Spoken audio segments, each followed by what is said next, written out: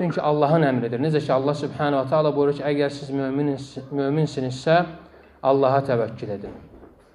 Və sonra isə Muhammed sallallahu aleyhi ve sellem duanın növbəti hissəsində buyurur ki, və ileykə ənəbd. Ey Rəbbim, tövbə edib sənə döndüm. Yaxşı, bəs inəbə nədir? Yəni, Allaha qayıdış nədir? Yəni, Allaha qayıdış insanın Allaha dönməsi və Allahın itayətinə və Allaha üz tutmasıdır. Necə ki, Allah Azze və Cəllə buyurur, Zümər surəsinin 54-cü ayəsində وَأَنِيبُ إِلَى رَبِّكُمْ وَأَسْلِمُوا لَهِ. Allah Subhanahu wa ta'ala buyurur, Rəbbinizə üz tutun və ona itayət edin. Allah Subhanahu wa ta'ala Allaha üz tutmaq haqqında bir çox ayələrdə danışır və Allaha üz tutanları öz kitabında tərifləyib. Yəni, bu Allaha üz tutmağın həqiqəti isə, yəni odur ki, insan, yəni nə deməkdir? İnsan, yəni hər bir halında qəlbini Allaha yönəltməsidir.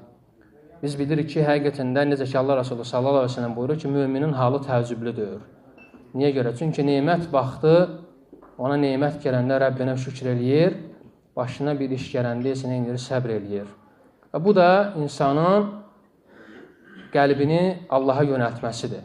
Bunun adı inəb adlanır ki, insan nemət vaxtı qəlbini Allaha şükürlə yönəldir və başına iş gələndə isə dua eləyir və buna görə də səbr eləyir. Və inəbənin başqa bir mənası isə, yəni odur ki, insanın günahlarından tövbə etməsi, asiliklərindən tövbə etməsi, həmçinin sözlərində və əməllərində Allaha dönməsidir. Və bu sözləri və əməlləri Quran və sünnəyə ərz etməlidir insan. Əgər təbii ki, bu söz və əməllər şəriətə müvafiq olarsa, şəriət tərəzisinə müvafiq olarsa, o zaman insan həqiqi formada Allaha üz tutmuş sayılır.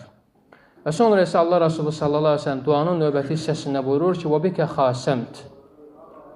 Sənin uğrunda mübarizə apardım. Yəni, sənin uğrunda mübarizə apardım, yəni düşmənlərinlə mübarizədə, mücadilədə və onları məhv etməkdə səndən kömək istəyirəm.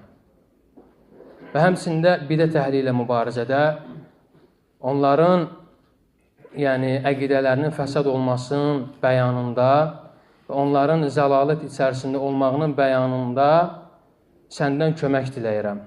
Bu işdə mənə yardımcı olan yalnız və yalnız sənsən, ona görə də mən bu işdə sənin uğrunda mübarizə aparım.